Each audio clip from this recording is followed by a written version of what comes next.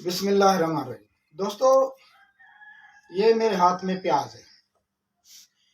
یہ پیاز دیکھ کر مجھے اپنا بچپن یاد آتا ہے، اور یہ سب کو پتا ہے، ہم میں سے ہر ایک کو یاد آتا ہوگا بچپن، اور ابھی بھی سندھ ہو، پنجاب ہو، بلوچستان ہو یا KP کے ہو، کشمیر ہو، پاکستان کے ہر حصے میں اس پیاز کی یوں اہمیت ہے کہ غریب لوگ جب گھر میں سالن نہیں ہوتا، طعام نہیں ہوتا، تو روٹی کھانے کے لیے اس پیاز کو جو ہے وہ مکہ مار کے، چارپائی پہ رکھ کے مکہ مار کے اس پیاز کے چھلکے سے روٹی کھاتے تھے۔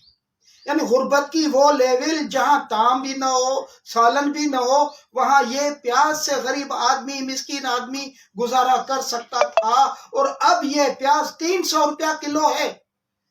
وہ خدا کا خوف کرو یارو، کوئی پوچھنے والا ہے؟ یہ پیاز 300 روپیہ کلو۔ یعنی پیاز کا مطلب یہ نہیں کہ خالی پیاز کا مطلب ہے ہر قسم کی سبزی، چاہے آلو ہو، چاہے لہسن ہو، ادرک ہو، بینگن ہو، کدو ہو، ترئی ہو، بھنڈی ہو، چاہے اس میں شملہ مرچ ہو، مرچی ہو، چاہے اس میں دھنیا ہو، جو بھی سبزیاں ہیں وہ سب کی سب سبزیاں اس وقت غریب آدمی کی پہنچ سے دور ہو چکی ہیں۔ کیا یہ سبزیاں ہم جو ہے وہ آسمانی خلاؤں کے میں جو زونس ہیں وہاں سے امپورٹ کرتے ہیں؟ کیا ہم ان کو جو ہے ٹروپوسفیئر سے امپورٹ کرتے ہیں؟ کیا ہم اسٹراٹوسفیئر سے امپورٹ کرتے ہیں؟ کیا میسوسفیئر سے امپورٹ کرتے ہیں؟ کیا ہم ان کو جو ہے وہ تھرموسفیئر سے امپورٹ کرتے ہیں؟ کیا ہم 10,000 کلومیٹر بلندی سے ایکسوسفیئر سے امپورٹ کرتے ہیں؟ نہیں نا۔ تو کیا ہم زمین کی تہوں سے اس کو نکالتے ہیں؟ کیا ہم کور سے 5,500 6,000 کلومیٹر زمین کی تہ سے جو ہے وہ کور سے نکالتے ہیں اس کو؟ کیا زمین کے درمیانی حصے یعنی مینٹل سے نکالتے ہیں؟ نہیں نا۔ یہ ہماری لینڈ کا حصہ ہے، ہمارے پاس پلینس ہیں، فارمز ہیں، وہاں سے یہ اگتی ہے۔ پھر یہ 300 روپیہ کیوں ہوئی؟ کبھی کسی نے سوچا، کبھی کسی نے غور کیا؟ بھائی 300 روپیہ پیاز ہو گئی، وہ ریڑے والے نے 300 روپیہ بیچی ہے۔ وہ بھائی ریڑے والے کی بھی مجبوری ہے، ریڑے والے کی مجبوری کسی نے دیکھی ہے؟ میں اس کی فیور نہیں کر رہا ہوں، وہ بھی ٹاپ کا حرامی ہے ریڑے والا۔ ترازو میں بےمانی کرے گا، باٹے اس کے بالکل جو ہے وہ ٹوٹے ہوئے ہوں گے۔ باٹے اگر 1 کلو گرام کا باٹا ہے تو اس میں 100-150 گرام کا باٹا جو اس کے پاس ہے وہ کم والا ہے، لیکن وہ بیچتا 1 کلو گرام کا ہے۔ دیکھیں، یہ جو ریڑے والا ہے، سبزیاں ہوں، یہ فروٹ ہوں، یہ ریڑوں پر ہی تو بکتی ہیں۔ یہ بازاروں میں باقاعدہ طور پر ان کی سسٹمیٹائزڈ یا سسٹمیٹک ارینجڈ بازار نہیں ہوتے، جیسا کہ دنیا کے مہذب کنٹریز میں ہوتا ہے کہ باقاعدہ طور پر ارینجڈ بازار ہو۔ یہ سبزی والے ہوں، یہ فروٹ والے ہوں، یا تو روڈ پہ آ کے کھڑے ہو جاتے ہیں، یا گلی میں آ کے کھڑے ہو جاتے ہیں، یا کسی بازار کے جو درمیانی والا حصہ ہوتا ہے اس میں جو ہے وہ ریڑے لگا کے کھڑے ہوتے ہیں۔ تو ان کی بھی مجبوریاں ہیں۔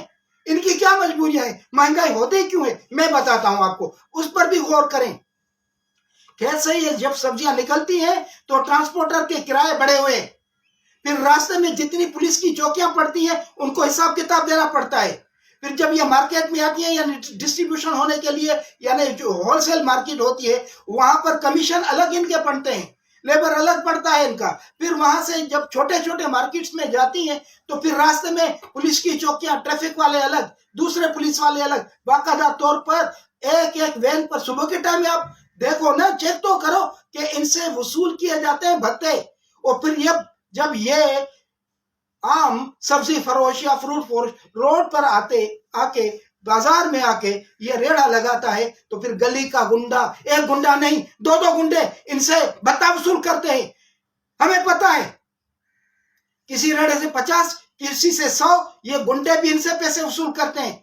اور دن میں 1-2 موبائل آتی ہے تو وہ بھی ان سے پیسے وصول کرتے ہیں۔ اور اس کے علاوہ جس دکاندار کے سامنے اس ریڑھے والے نے ریڑھا لگایا ہے اس نے بھی اس سے مہینے میں 3,000 یا 4,000 روپے کا باقاعدگی سے کرایہ بھی لینا ہوتا ہے۔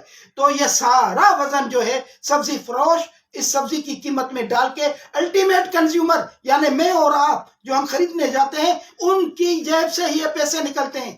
تو آپ کیوں نہیں کنٹرول کرتے بھتہ گیری کو، گنڈا گیری کو؟ آپ کیوں نہیں کنٹرول کرتے یہ پولیس کی چوکیوں کو جو ان سے پیسے وصول کرتی ہیں؟ یہ تو آپ کر سکتے ہو نا۔ یہ پیاز یا یہ سبزیاں باہر کے ملکوں سے بھی نہیں آتی، نہ فرانس سے، نہ برطانیہ سے، نہ کیا دھنیا ہم کوریا سے منگواتے ہیں؟ کیا یہ پیاز ہم یوکرین سے منگواتے ہیں؟ او بھائی ایسا نہیں ہے، خدا نے ہمیں پاکستان دیا، ایسی زمین دی، میٹھا پانی دیا، دریا دیے، زمین دیے، ہمیں میدان دیے، یہ فصلیں، یہ سبزیاں، یہ فروٹ خدا کے فضل و کرم سے ہمارے پاس وافر مقدار میں ہے۔ پھر یہ پیاز بھی 300 روپیہ کلو، جس کو ہم سندھی میں بسر کہتے ہیں، اب یہ بسر بادشاہ بنا ہوا ہے، بادشاہ، بسر بادشاہ۔ پہلے نام رکھتے تھے غریب لوگ اپنے بچوں کا، بابا بسر بادشاہ ہے۔ ہمارا ایک دوست سے مزہ یا خاطب کرتا ہے، ٹھٹو سائڈ کا ہے، وہ بسر بادشاہ کہلاتا ہے، تو یہ واقعی بسر بادشاہ بن گیا۔ وہ بھائی اس میں کوئی مذاق والی بات نہیں ہے۔ حکومت پاکستان کو، صوبائی حکومتوں کو ان چیزوں پر بھی غور کرنا ہوگا۔ ایسا نہیں ہے باٹے خراب ہیں، 100 کلو گرام یعنی 100 gram is equal to 1 kilogram, تو جو 1 کلو گرام کا باٹا ہے وہ باٹا درست نہیں ہے۔ اسی طرح سے ترازو میں بےمانیاں ہیں، ترازو پرانے ہیں۔ اب دودھ فروش کے پاس، دودھ فروش کو 1 لیٹر یعنی 1000 millilitre is equal to 1 litre, 1 litre کی جگہ پر وہ 100 ملی لیٹر کم کر دے گا، یعنی آپ کو جہاں 1 کلو دودھ کہلاتا ہے اس میں سے بھی آپ کو جو ہے وہ کم ناپے کے حساب سے دودھ ملتا ہے، اور ہر دودھ فروش ایسا کرتا ہے۔ کس نے ان کے جو ہے وہ برتن ناپے ہیں، باٹے کس نے ناپے ہیں؟ کوالٹی الگ خراب ہے، سڑی ہوئی کوالٹی بھی الگ طریقے سے، یعنی بے ایمانی بھی اس میں شامل کر دیں۔ ہمارا ایمان بھی تو زوروں پر ہے نا، ہماری بے ایمانی بھی اس میں تو کنٹرول کون کرے گا؟ ہمیں کنٹرول کون کرے گا؟ ہمیں سیدھے راستے پہ حکومت ہی کر سکتی ہے نا۔ بھائی حکومت کے 2 ہی تو کام ہیں، میکنگ آف لا اور انفورسمنٹ آف لا۔ لا تو بن رہے ہیں، کیسے لا؟ دیکھیے اکنامکس کے بھی کچھ لا ہوتے ہیں، جیسا کہ law of demand and supply, law of diminishing utility اور ایکویلبریم تھیوری۔ یہ مجھے پتا ہے، میں ماسٹر ہوں معاشیات میں، اقتصادیات میں، میں نے ماسٹر کیا ہے۔ میں اگر ان چیزوں میں پڑھوں گا، لیکچر دینا شروع کروں گا تو بہت بڑی بات ہو جائے گی۔ سیدھی سی بات ہے بھائی، پروڈکشن میں کون سے فیکٹرز ہوتے ہیں؟ پروڈکشن میں 4 ہی تو فیکٹرز ہوتے ہیں نا، لینڈ، لیبر، کیپیٹل اور انٹرپرینیورشپ۔ آپ کے پاس لینڈ بھی ہے، لیبر بھی ہے، کیپیٹل بھی ہے، اور ساری خرابی ہماری مینجمنٹ، ہماری ایڈمنسٹریشن، ہماری پلاننگ یعنی انٹرپرینیورشپ ہے، اسی میں ہی خرابی ہے۔ اس خرابی کو کون دور کرے گا؟ اس خرابی کو دور صرف حکومت کر سکتی ہے۔ حکومت کے ادارے یا تو سو رہے ہیں، اہلکار یا تو خوش ہیں، وہ حساب کتاب سے سسٹم چلا رہے ہیں۔ نہیں، اب ایسا نہیں چلنا چاہیے نا۔ دیکھیے اس کا نقصان غریب کو ہو رہا ہے۔ ہم اگر چیخیں نہیں، چلائیں نہیں، آواز نہیں اٹھائیں، احتجاج نہیں کریں، پوائنٹ آؤٹ نہیں کریں، ہم بھی جانوروں کی طرف پڑے رہیں، تو پھر حکومت کو یا جو ذمہ دار افسران ہیں یا جو بھی ادارے ہیں ان تک آواز کیسے پہنچے گی؟ تو حقیقت یہ ہے کہ اس مہنگائی میں پروڈکشن سے لے کے کنزمپشن تک جو بھی سائیکل ہے، جو بھی پروسیس ہے، اس میں کرپشن ہی کرپشن ہے، غنڈہ گردی ہے، بتا گری ہے، اور اس کے علاوہ اس میں جو ہے پولیس گردی ہے، اس میں جو ہے وہ کوالٹی بیکار ہے، ترازو میں تو اس کو کون ٹھیک کرے گا؟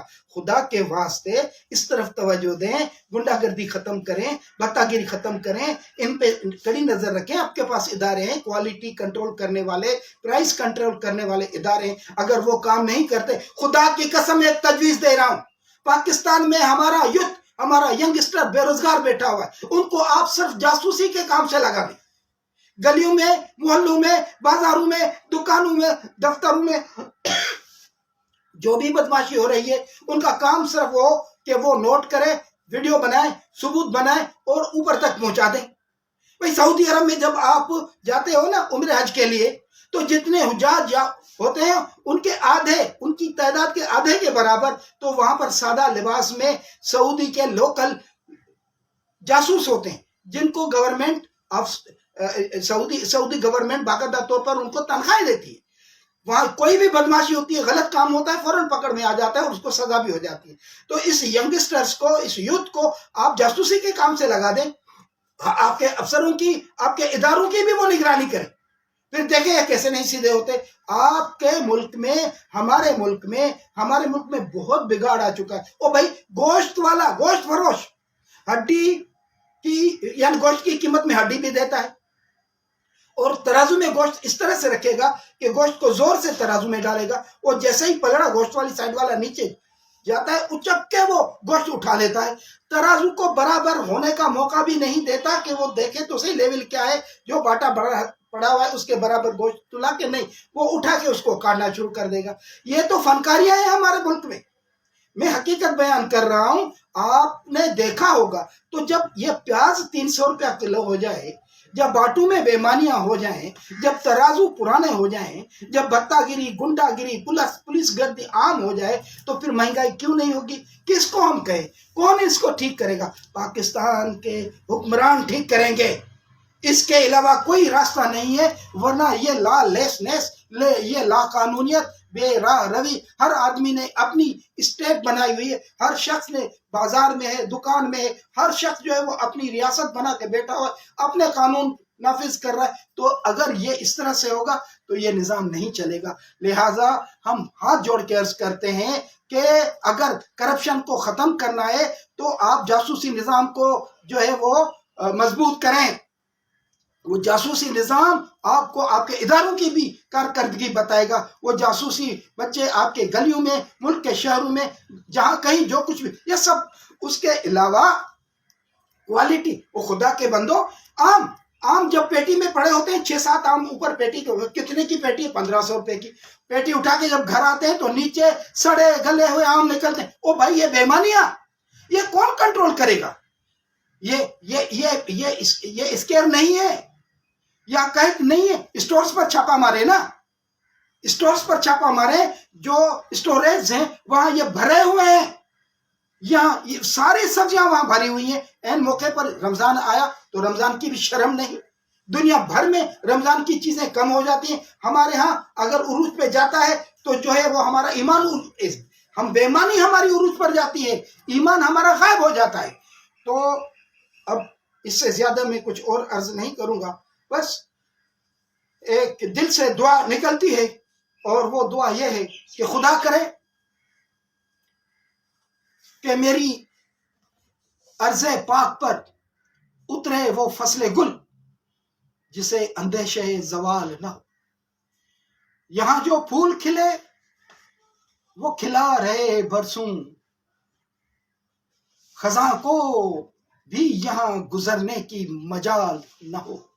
یہاں جو سبزہ اگے وہ ہمیشہ رہے سبز، اور ایسا سبز کہ جس کی کوئی مثال نہ ہو۔ گھنی گھٹائیں یہاں ہمیشہ ایسی بارشیں برسائیں کہ پتھروں کو بھی رویدگی محال نہ ہو۔ ہر فرد ہو تہذیب و فن کے اوج کمال، کوئی ملول نہ ہو، کوئی خستہ حال نہ ہو۔ خدا کرے نہ کبھی خم سرے وقار وطن، اور اس کے حسن کو تشویش ماہ و سال نہ ہو۔ خدا کرے میرے ایک بھی ہم وطن کے لیے حیات جرم نہ ہو، زندگی وبال نہ ہو۔